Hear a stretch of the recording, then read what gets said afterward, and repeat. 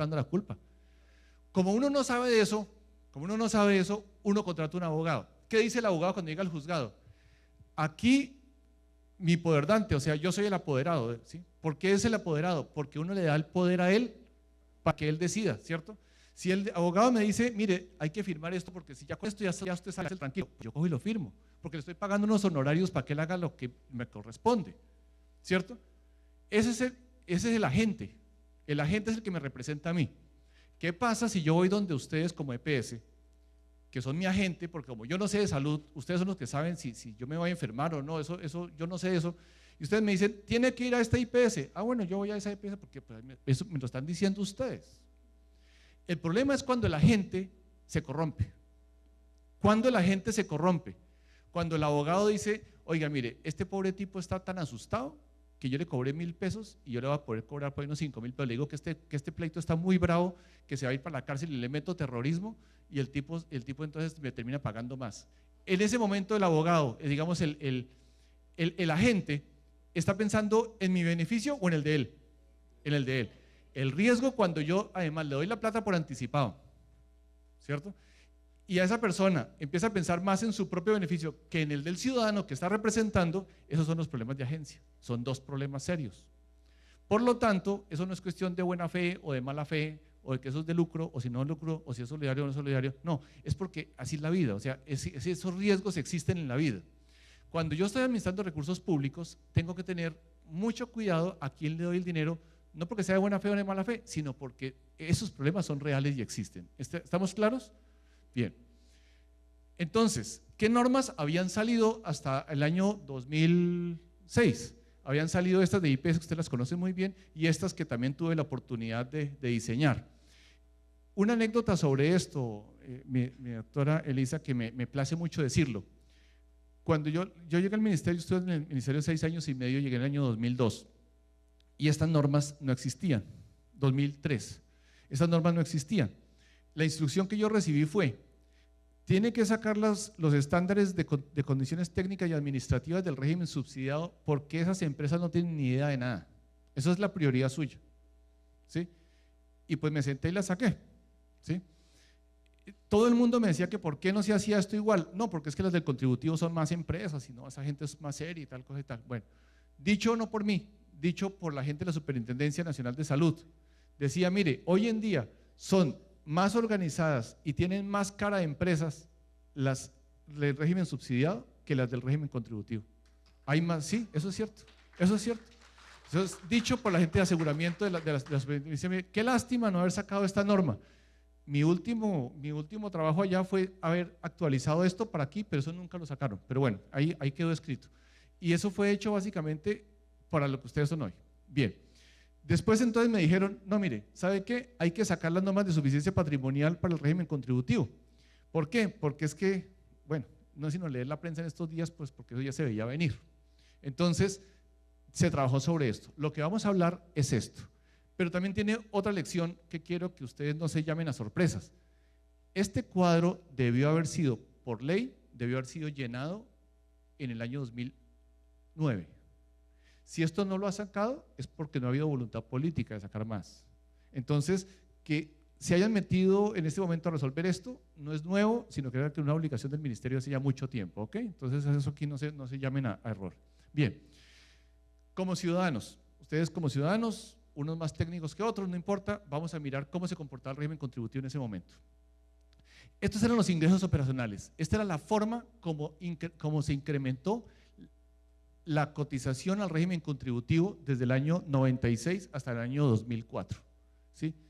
¿Qué ven ustedes ahí? Un crecimiento vertiginoso de la afiliación al régimen contributivo. ¿Eso qué quiere decir? Un crecimiento vertiginoso de la plata que iba desde el Estado hacia los administradores, ¿de acuerdo? Bien, pero las inversiones, o sea, lo que la gente invertía frente al activo que tenía, iba de para abajo, perdón. Iba decreciendo. Es decir, que cada vez más bebían al debe. O sea, yo les doy más plata y usted cada vez más al debe. Ojo, ahí hay un riesgo, ¿cierto? Muy bien.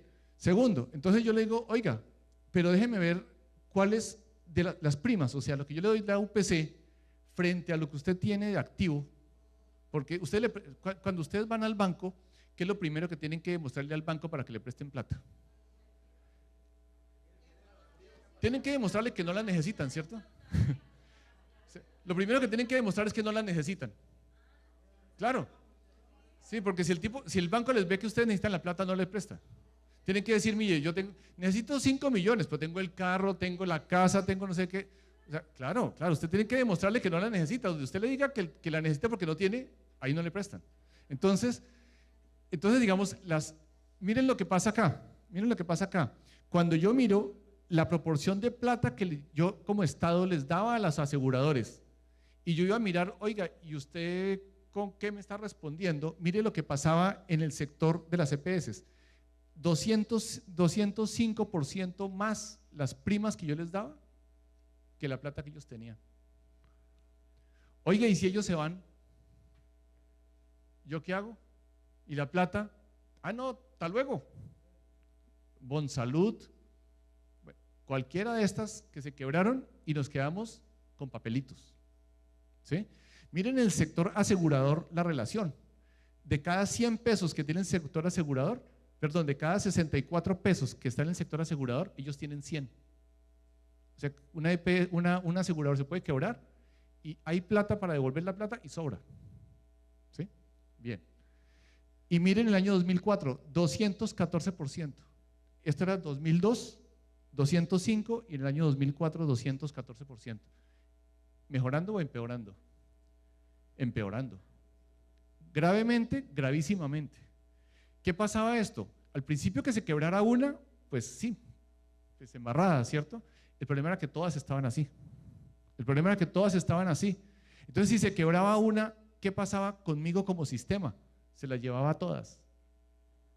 Porque el hueco que me dejaba aquí el señor si se iba, ¿con qué plata la iba yo a tapar? Si era que todas la tenían ustedes, los demás. Me hubiera tocado decirle, présteme aquí para tapar aquí, présteme aquí, o coger los afiliados y distribuirlos. Y usted me va a decir, sí, yo le recibo los de él, pero ¿y la plata? Ah, no, la plata, no, váyamelos atendiéndome. No, yo los atiendo, pero ¿y la plata? No, es que la tiene él. Entonces, la situación había que ponerle un orden. Hay que ponerle un orden. Miren la situación del patrimonio. Ah, bueno, aquí hay yo no sé por qué apareció esta, porque esta lo tenía oculta. Esto es para quienes pensaban que el problema era el seguro social. No, había cosas que inclusive el seguro social mejoraba porque tenía clínicas. Pero bueno, eso no es el punto. Yo aquí quiero hacer una claridad. Cuando estamos hablando de solvencia es totalmente diferente a lo que yo no sé por qué diablos los han metido ustedes con el tema de solvencia. Yo puedo tener en este momento aquí entre el bolsillo 1 millón de pesos. ¿Yo estoy líquido o estoy solvente? Estoy líquido. Yo puedo tener la casa embargada, que no tengo casa, pero si tuviera la tendría embargada y todo. Yo puedo tener aquí 1 millón de pesos. Eso no me hace solvente. Yo estoy líquido, pero no estoy solvente. Ahora, yo puedo no tener plata aquí entre el bolsillo, pero yo soy muy solvente. ¿Usted me prestaría plata? Claro, porque yo soy solvente, ¿cierto? Entonces, ¿qué es más importante para nosotros, para este análisis que estamos haciendo? ¿La solvencia o la liquidez? Claro, la solvencia. Es que yo lo que tengo que pensar, yo no entiendo qué clase de personas sacan una circular en la superintendencia donde dice que para el régimen subsidiado solvencia se entenderá como la liquidez para pagar 30 días. ¿Sí? Y a eso me quiero referir más tarde, porque es que por esta carencia precisamente de normas estructurales es que cada persona en la superintendencia saca una circular de donde se les ocurre y entonces ustedes van del timbo al tambo, pero no me dicen, oiga, mire, es para allá, hágale. ¿Sí? Cuando estábamos sacando esta norma, las peleas en el ministerio era porque había gente que estaba interesada en eso, en decirles no, el 60%. Yo decía, ¿y por qué no el 45.8%? No, porque el 60%, pero ¿usted dónde sacó el 60%? O sea, calcúlelo, dígame una forma, no, el 60%. No, que la integración vertical no, todo como al ojo. No, que 300.000 afiliados, ¿y por qué no 274.000? No, porque 300.000 nos parece como una cifra, no, unas chambonadas de verdad que uno no entiende. Entonces, es necesario, primer mensaje, es necesario que haya una norma. ¿Cómo? Ya miraremos, pero es necesario que haya una norma. Es necesario que haya una norma. Eso es bueno. Ahora, que me traten como vida adulta, porque ese es el segundo punto. Si a mí para todo me tienen que estar diciendo, no, señor administrador, prenda la luz de la finca, apague la luz de la finca. Yo no necesito un gerente, yo necesito un mandadero. Yo necesito un mandadero. Pero si yo ya soy en vida adulta, a mí lo que me tienen que decir es, mire, no me deje dañar la cosecha. Ya él sabrá si fertiliza, no fertiliza, prende la luz, apaga. Ese es su problema. Si yo quiero que él sea responsable, tengo que darle la responsabilidad. Pero si yo pienso que todos ustedes son unos delincuentes, yo lo que tengo que hacer es cerrarlos a ustedes. Yo no puedo pensar que son unos delincuentes, pero entonces los tengo ahí por los laditos. No. O son competentes o no son competentes, pero yo no puedo estar con mi pensamiento de que todos son unos ladrones, pero como que me toca convivir con ustedes. No, las cosas no son así. O sea, si somos adultos, somos adultos. Está bien que me hubieran tratado como niño en el año 93, 94, 95, 96, yo me lo aguanto, pero esa etapa ya está pasando, o sea, ya somos adolescentes. Yo pensaría que en este momento el sector está pasando por una coyuntura que es como la adolescencia, en la cual uno del adolescente le dice, no, usted está muy chiquito para tomar, ¿no? Pero cuando la embarra por la tarde le dice, pero es que usted ya está grande, entonces ¿qué? ¿Estoy grande o estoy chiquito? Entonces yo me veo en este momento con ustedes como si estuviéramos en esa adolescencia. Para que me presten el carro, ¿yo qué tengo que hacer? Demostrar que sé manejar, demostrar que si me dicen que a las 10 de la noche tengo que estar a las 10 de la noche, o sea, tengo que empezarme a comportar como adulto para que me dejen de tildar de chiquito a toda hora, ¿sí? Entonces, ¿qué pasa con esto? Cuando yo estoy mirando realmente la situación, uno veía que las EPS del contributivo no se estaban comportando como adultos, estaban comportándose como niños, que yo le daba al chinito 50,000 pesos y a la final de la semana le decía, ¿y qué hubo los 50,000 pesos? No, papá, yo ya me los gasté. ¿Sí? Entonces, mira, y aún eso, peor, buena parte del pasivo, cuentas por pagar sobre el pasivo, era cuentas por pagar con IPS contributivo. ¿Eso qué quiere decir? Que le salía más barato no pagarle a la gente que ir al banco a pedir plata o gestionar mejor sus servicios. ¿Eso es actuar responsablemente? No. No. Porque yo no puedo premiar a una persona que, perdónenme la expresión, está marraneando al otro. Tengo que afinarlo. Entonces, eso era necesario hacerlo. Bien. Mientras tanto, la siniestralidad se mantuvo, digamos, el gasto médico se mantuvo relativamente constante, pero mire, el patrimonio, en vez de mejorar, los resultados, o sea, el estado de resultados al final, en vez de mejorar, a pesar de que cada vez les daba más plata, cada vez perdían más plata. ¿Qué riesgo corría yo como Estado en ese momento? Que me dijeran, bueno, entonces, hasta luego, ¿no? Muchas gracias por todo y hasta luego. Oiga, ¿y la UPC? No, pues nada, no se pudo. Y bueno, ¿y con qué me va a responder? No, pues con nada, tome. Entonces, eso era un riesgo muy alto. Y eso eran los resultados y el patrimonio, o sea, patrimonio negativo. Bien, ¿cuánto era el hueco? Dependiendo del método por donde se calculara, había un hueco de 768,000 millones de pesos o de 450,000 millones de pesos.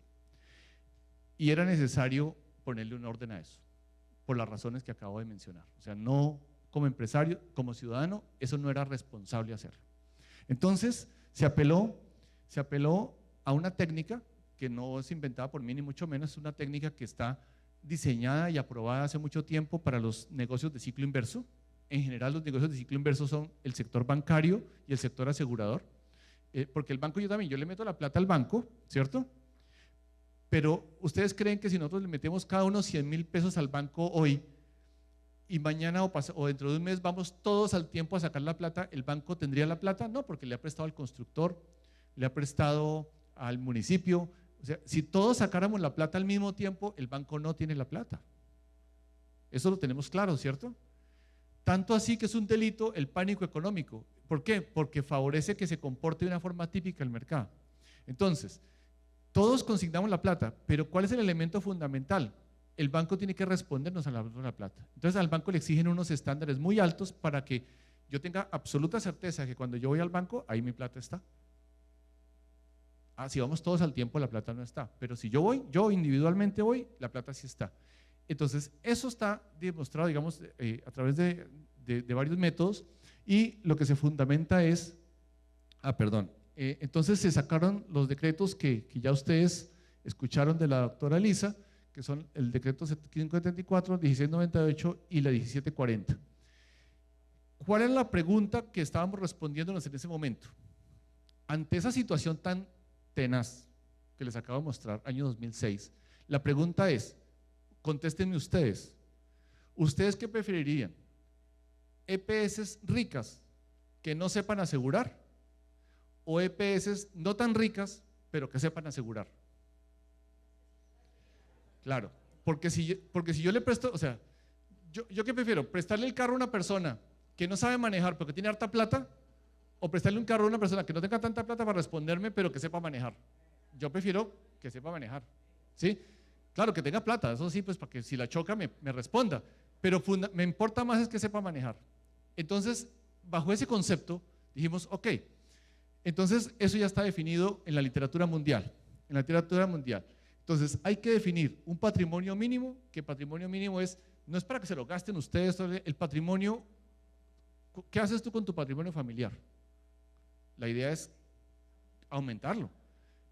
Cada vez que ustedes no tienen plata, venden un patrimonio familiar. No, el patrimonio familiar es para tenerlo, para que en caso de una cosa, una situación excepcional, uno echa mano del patrimonio, pero el patrimonio no es para volverlo, no es para volver plata de bolsillo. Plata de bolsillo son las reservas. La reserva sí es porque yo sé cuánto voy a gastar de tarjeta de crédito este mes, yo voy a gastar, entonces yo lo voy reservando para al final del mes pagar. Eso sí es eso. Pero el patrimonio no es para ponerlo a feriar. Nadie está diciendo eso. El patrimonio lo que me dice es, oiga, ¿y si usted se llega a estrellar, usted me podría pagar el carro? No, claro. Si yo me llego a estrellar, yo le pago el carro. Ah, bueno. Eso no quiere decir que el tipo salga como una loca a estrellarse. Al contrario, como sabe que si lo estrella tiene que tener más cuidado, pues entonces él se cuida, porque sabe manejar. El decreto 1698 y en la resolución 1740 dice qué es saber manejar, dice qué es el sistema de gestión de riesgos. Entonces, básicamente lo que dice es, el sistema de gestión de riesgos dice, demuéstreme que usted sabe asegurar. Y ahí dice qué es saber manejar. Me gustó mucho que me antecediera el señor Amaury García, porque el hecho de que sea una persona de junta directiva, la persona que está tocando este tema, toca la raíz del problema. Esto no es cuestión de alguien que en el área de calidad toma una decisión de implementar esto. Esto es un problema que viene desde la junta directiva. O sea, si la junta directiva no le pone un freno y no le dice al gerente de pronto, oiga, no, mire, usted está creciendo muy rápido, nosotros no tenemos la capacidad pues de atender toda esa red, no, vamos más despacito. Oiga, ¿cómo vamos a afiliar personas por allá en ese municipio si es que ni siquiera sabemos dónde queda ese municipio? No, a ver, despacito. O sea, ¿quién le pone freno? La junta directiva, ¿cierto? Porque el gerente va como un volador, porque para eso le pagan. Entonces la junta directiva le dice, no, vamos despacito. Entonces el gerente jala para un lado, le aprietan por el otro lado porque el ministerio le jala para acá. El usuario también le pide tal cosa, o sea, hay un tira y afloje que el sistema de gestión de riesgos tiene que entrar a armonizar. Entonces, quienes quieran saber qué se habla en el sector asegurador, el sector bancario, de qué es un sistema de gestión de riesgos, no es uno que se lea la resolución 1740 y ahí dice qué es lo que tiene que hacer la junta directiva, qué es lo que tiene que hacer tal cosa. Eso fue nuestro mejor esfuerzo en el año 2006, no tiene por qué cambiar mucho ahora. Pero bueno, no sé realmente qué estarán pensando, pero bueno, digamos que eso me parece que es fundamental, ¿no? Porque ese problema de la agencia es el problema que es el riesgo. ¿Se acuerdan del problema de la agencia, no? Que la gente termine pensando más en su propio beneficio que en el otro. Bien, en el régimen contributivo, entonces, eso se volvió de esta forma. ¿Cuál era el patrimonio mínimo? Patrimonio mínimo, entonces, ¿qué dijimos? ¿Cuánto es, entre comillas, ser rico? ¿Cuánto plata le vamos a pedir a esa persona que le vamos a prestar el carro para que me maneje? Si el carro vale 20 millones, ¿yo le debería pedir de respaldo 500 millones? No tiene proporción. No tiene proporción. Pero si el tipo no sabe manejar, ¿cuánto les pediría a ustedes que dejara un pagarecito? Pues por si acaso. Pues de los mismos 20 millones, porque el tipo es un animal para manejar. Pero si el tipo sabe manejar, y yo lo he visto manejar, sé que no toma, ¿usted le pediría un pagaré de 20 millones? No, una cosa ahí pues para que el tipo tenga ahí la cosa, pero no es un problema fundamental. ¿Dónde traza uno la raya? ¿Dónde traza uno la raya? Entonces, les voy a decir una cosa importante que de otra forma no se los hubiera podido decir porque no me lo hubieran creído. Los decretos de habilitación financiera tienen un propósito fundamental, es evitar que las EPS se quiebren. No se van a reír, es en serio. ¿Sí? Por la misma razón de que a los bancos se les exige este mismo régimen para evitar que los bancos se quiebren. Y hay un tema de fondo, que agradezco que me hayan invitado para tocar este punto en este evento.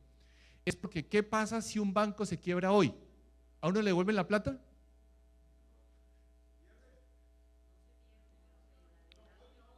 Hoy no. Anteriormente se perdía. Hoy en día, todos los depósitos que hay a menos de 30 millones de pesos, la posibilidad de que se recuperen es del 100%.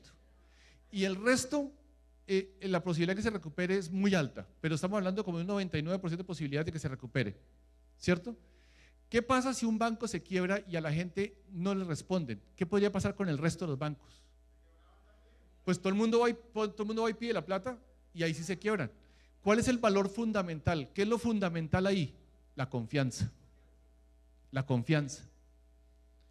La confianza en el sector financiero. Es decir, ¿se puede haber quebrado un banco? ¿A mí me da miedo que el mío se vaya a quebrar? No, porque hay confianza en el sistema financiero, hay confianza en una superintendencia financiera que está vigilando eso y yo no pienso que porque se quebró el de al lado. Hoy en día, tú bien lo has dicho, hoy en día ese valor de la confianza en el sistema financiero es un activo que se le reconoce al sistema financiero colombiano en todas partes del mundo. ¿Qué pasaba si una EPS se quebrara? Aquí el señor, qué pena que lo tome como ejemplo, y él dice, no, pues, pues la UPC, pues no, pues nada, ¿qué hubiera pasado con las otras? Además de que hubiera podido ocurrir un efecto en dominó. ¿Se pierde la confianza en esta EPS? No, se pierde la confianza en el sistema, ¿La confianza es fácil de recuperar? Muy difícil de recuperar.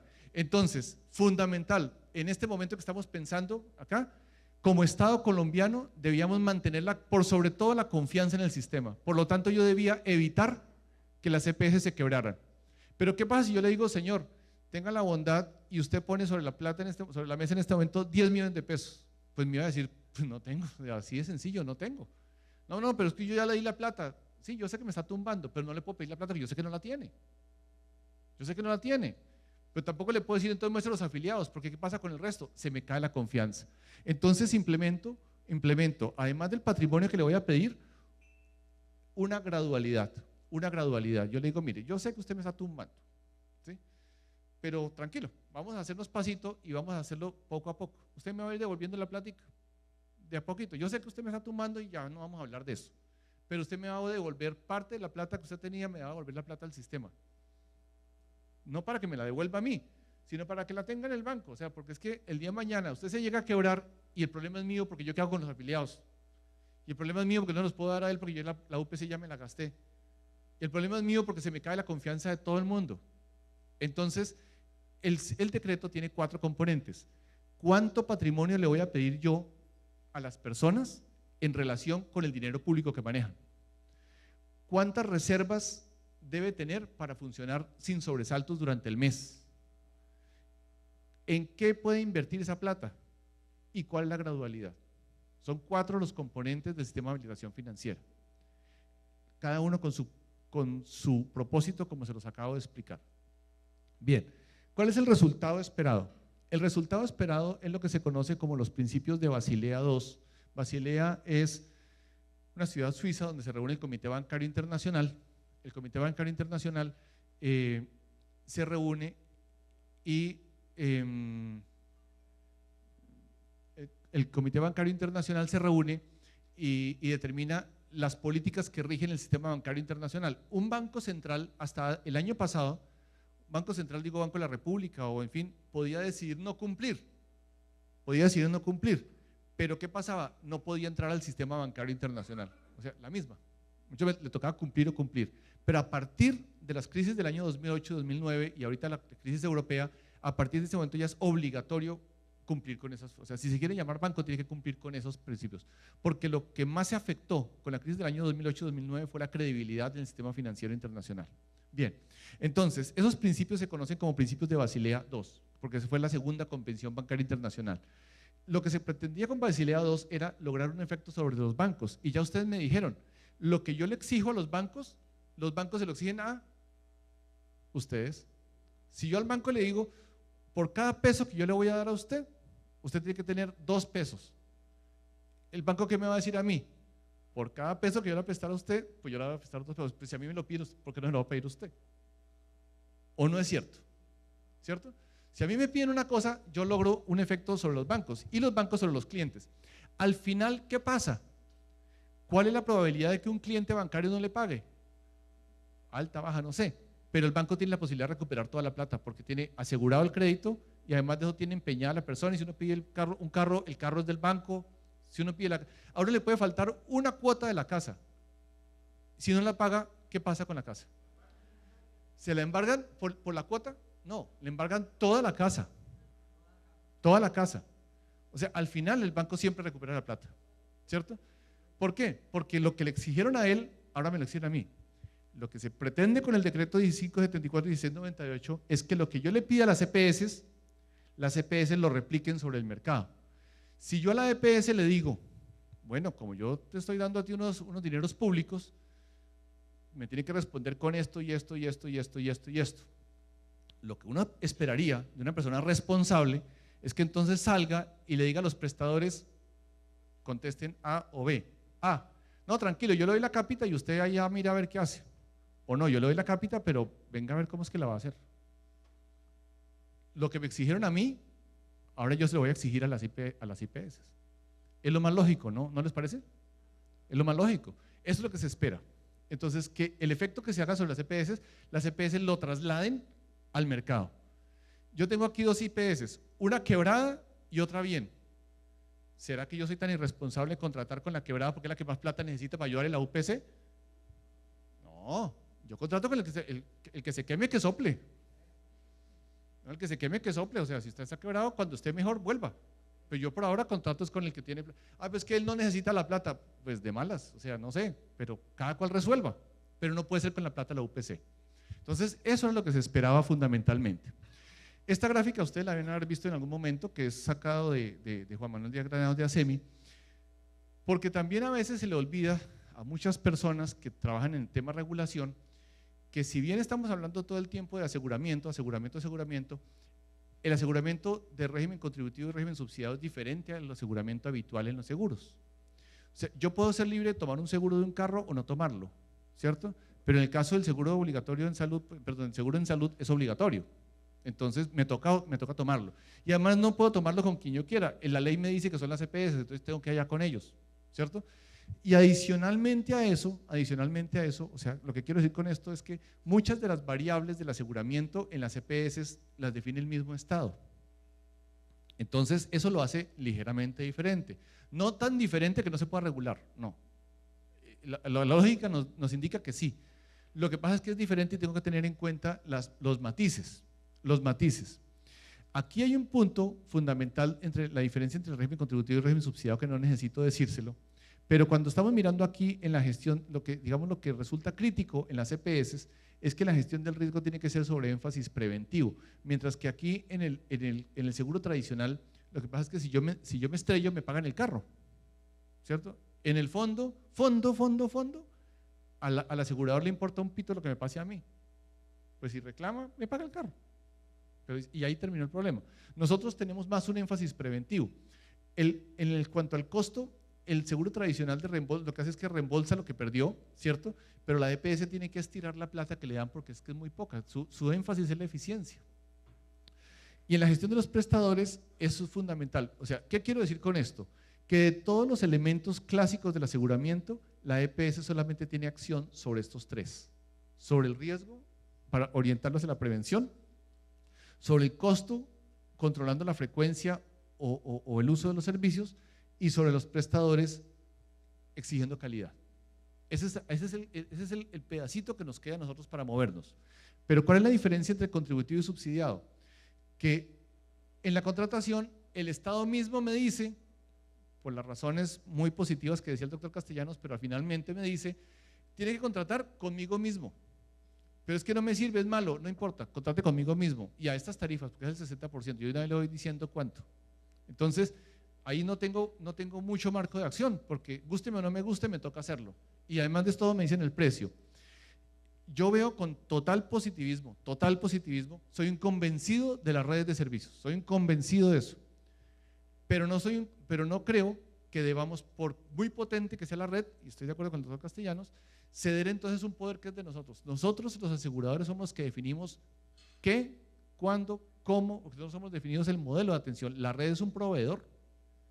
No podemos pensar que son los prestadores, por muy buenos que sean, los que nos organicen a nosotros la prestación de los servicios, que me pareció escucharlo ayer en la presentación de algunos de los ponentes. La red es finalmente un proveedor, y como bien decía también el doctor Castellanos, es un proveedor que es subsidiario, o sea, es secundario a la atención primaria. O sea, la red es un servidor nuestro, no nosotros los que vamos a mirar a ver la red que nos hace. Entonces, ojo, porque eso puede traer algunos riesgos que están, digamos, aquí en el régimen subsidiado, que no están en el régimen contributivo. Por otra parte, aquí el tomador es el afiliado, mientras que aquí el proveedor es el Estado. Y aquí la distribución de la prima UPC libre, y aquí me dice cuál es el gasto mínimo. ¿Por qué hago énfasis en este punto? Porque si bien yo estaría de acuerdo, y me parece lógico, por todo lo que hemos dicho acá, que el decreto de habilitación financiera que dicen que van a sacar tenga los mismos componentes, tenga un componente de patrimonio, tenga un componente de reservas, tenga un componente de tal.